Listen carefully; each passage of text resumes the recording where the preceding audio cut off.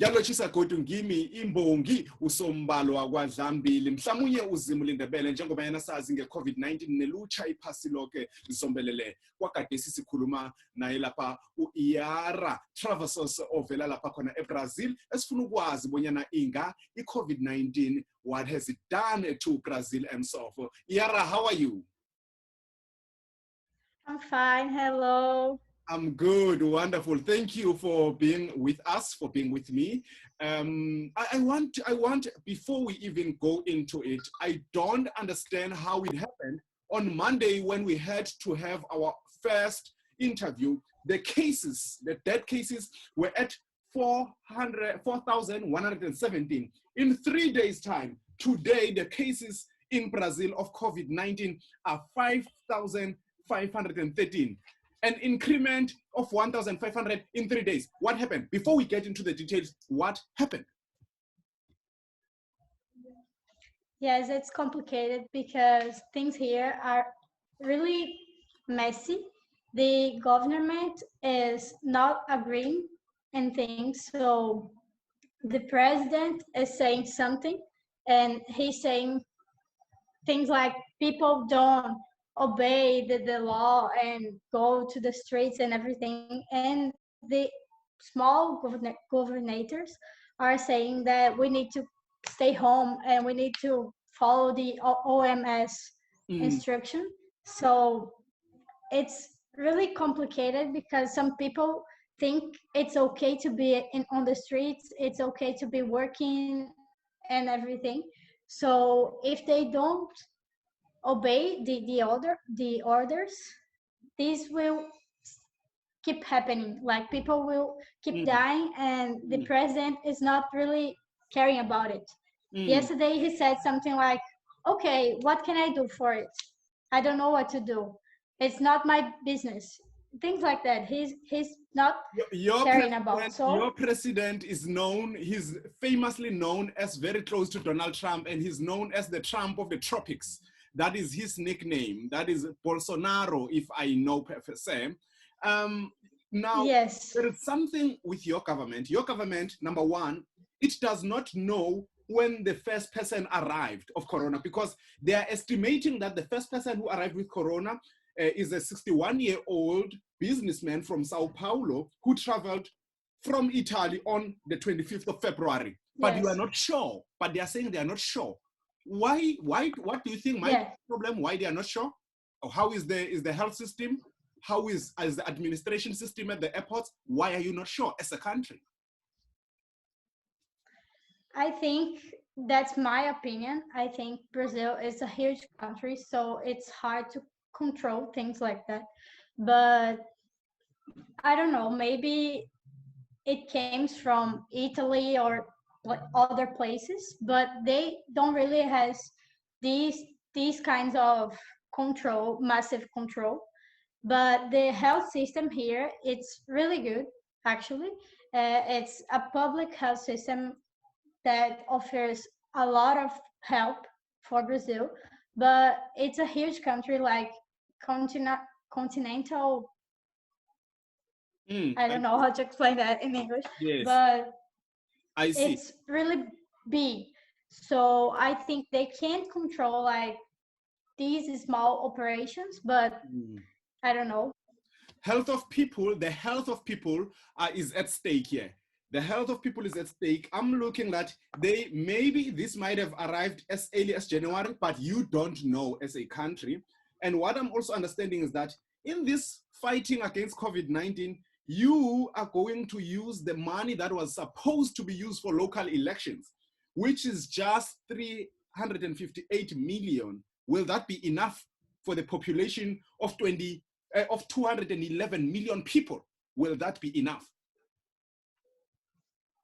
We can't be sure. It's really complicated also because the unemployment now it's exploding. So all the money that is investing in health systems and everything, and other money needs to be invested also in people that don't have money to food and basic things. So the government is giving like something around 60, 100 reais Mm-hmm. for people that don't have employment and don't have any any means of income. I understand that. You can speak yes. Portuguese. We love to learn Portuguese in South Africa. You can speak Portuguese. So now let's talk about this. Did the BRICS Bank assist? Yes or no? Did the BRICS Bank, which involves Brazil, Russia, I think India and South Africa, did they assist? I'm not really sure about that. Okay. But I don't know. And what about the heparin, which is used to treat thrombosis? There is something called heparin in your country, which is used to treat thrombosis. Is it working? They say that it was working. Is it working? No. Actually, there's a lot of fake news around the COVID-19 and its treatments and these things.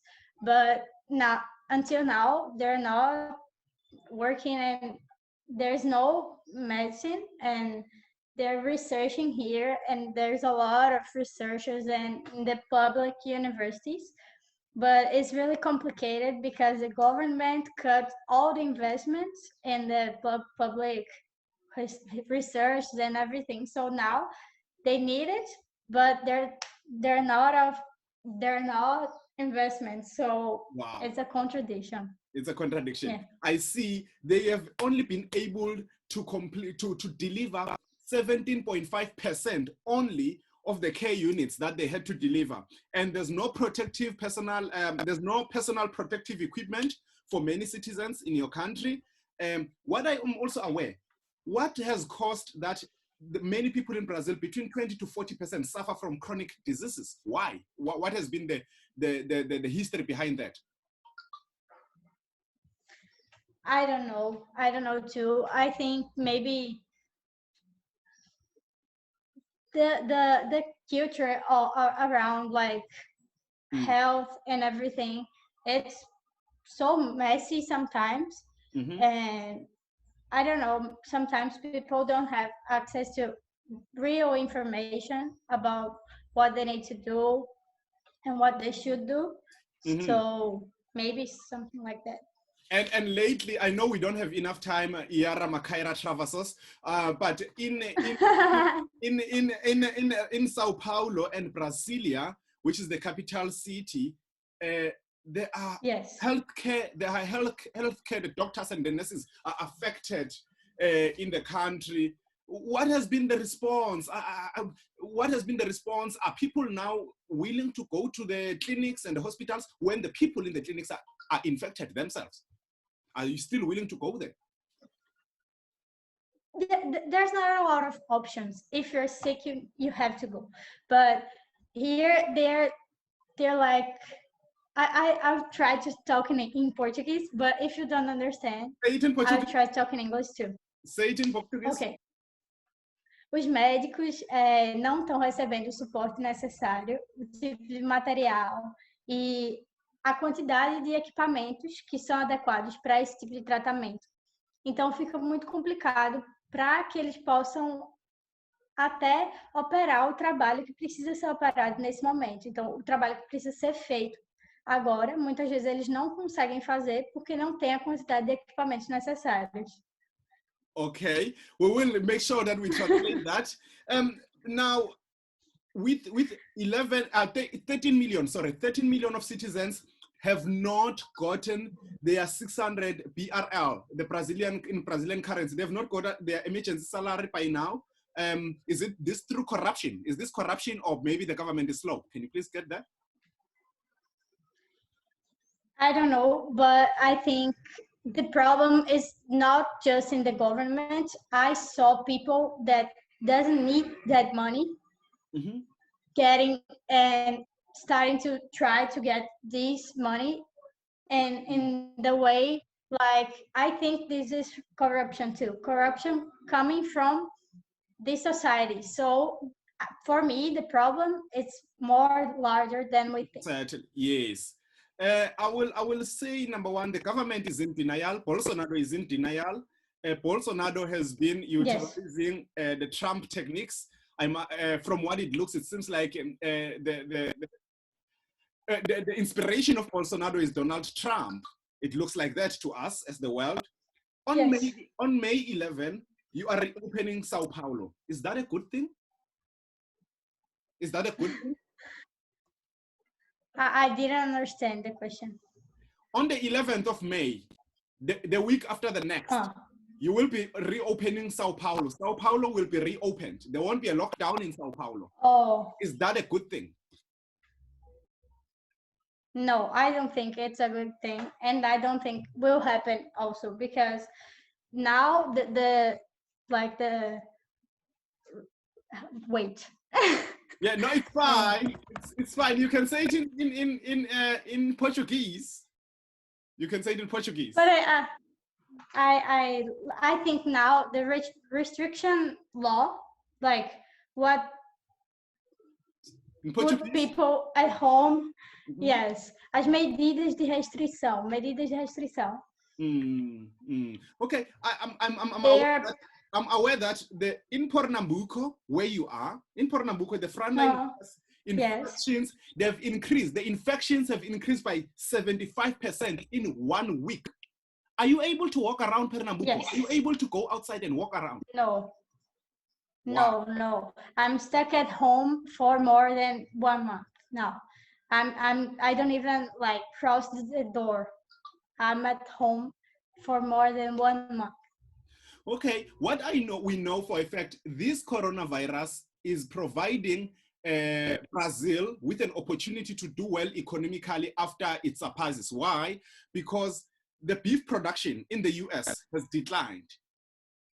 Do you think Brazil, with the government that you have, do you think are they going to use this opportunity to produce more beef so that they can be able to be the best in the world?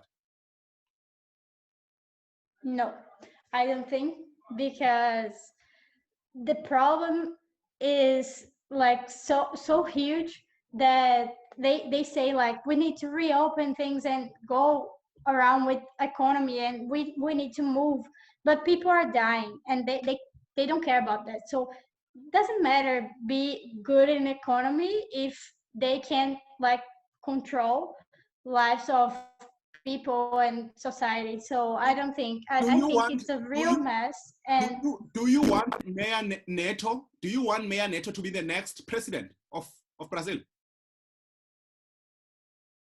Neto, the mayor of Manaus. Do you want him to be the next president of Brazil? Who is this mayor? Oh, Neto, Neto, Neto. I don't. Yeah. Yes. I know him, but I don't really know about his work. Manaus, it's dying for real, and everybody's in danger. So I don't think it's a good option. Okay. But I don't know. And I'm not sure, what area are you in? Are you in the suburbs or are you in the township? Because what we know for a fact is that the high income areas, the areas that have money, do not follow the rules. They don't comply. Why is it so? Are you in that area that doesn't follow the rules? Yeah.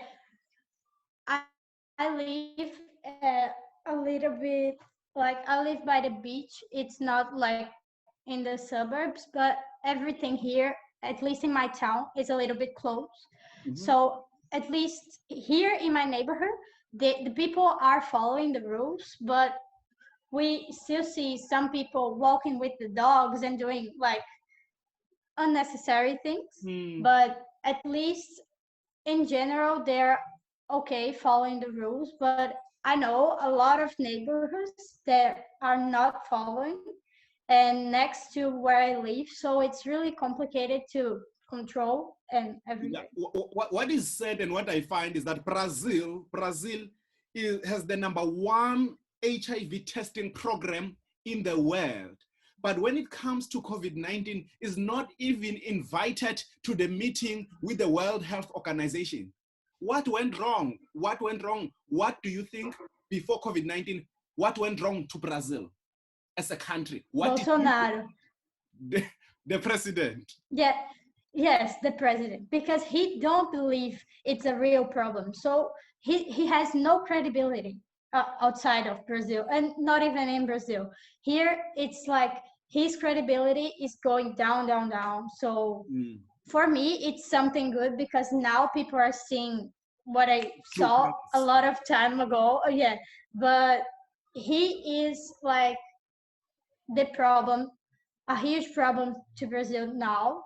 Not the only one, but we are fighting also COVID-19 and Bolsonaro. So Wow. it's complicated. Yes. Yes. One of my last questions is, what is it that after this, what do you think are the opportunities that you and the youth of Brazil, and perhaps the message to the youth of Africa and the world, what do you think we as the youth, young people, can get out of this?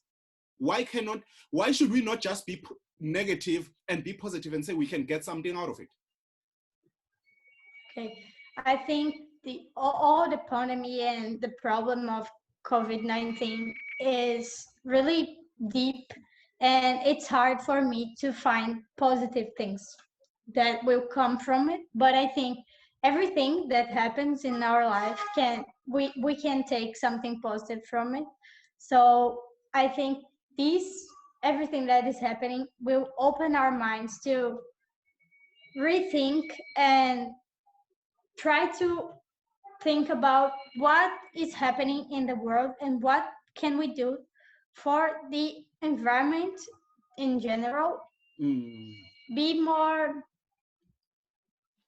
okay, be less like troubled and think and everything. Like I think it's an environmental crisis, and that it involves a lot of things like ecological and sustainability and change of mentality that we can work for in the future.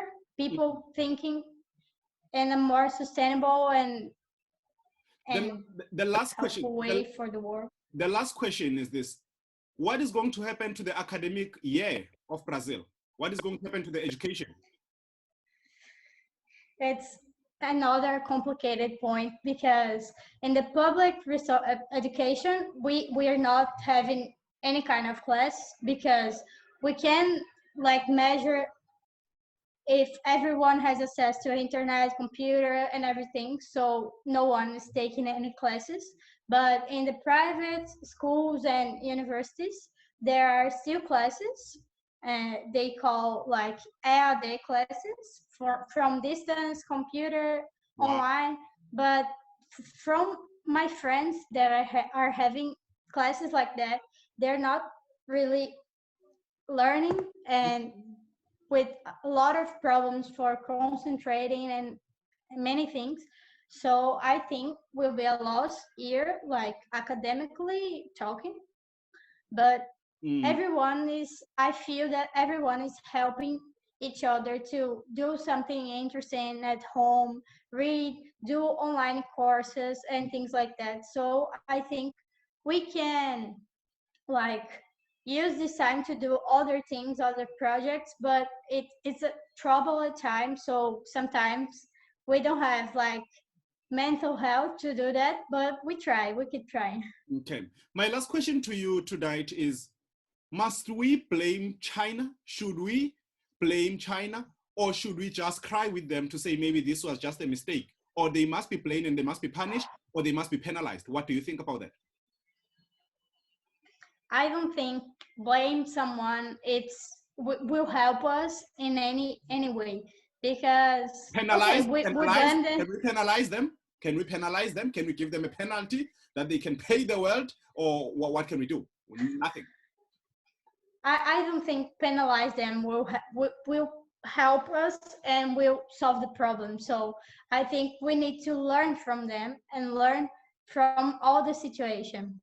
But in local point of view, it's affecting everyone, and everyone have to deal with it in its own way. So I think we need to reflect and think about the situation, but not penalize, because it won't help. Okay, Iara, thank you very much. Loyo ngu-Iara Makaira Travassos ovela khona enarheni yeBrazil okungiyo-ke i-activist osemuntu omncane ebekakhuluma nathi ngendaba ye-COVID-19 neBrazil. Umuntu esimthokozako ngomunye wabantu abatsha-ke benza into ezikulu emhlabeni okuhamba iphasi lonke owenza bonyana abantu abatsha bathuthuke. Siyathokoza. Uzimu ngilo nangambala indebele. Ngiyathokoza.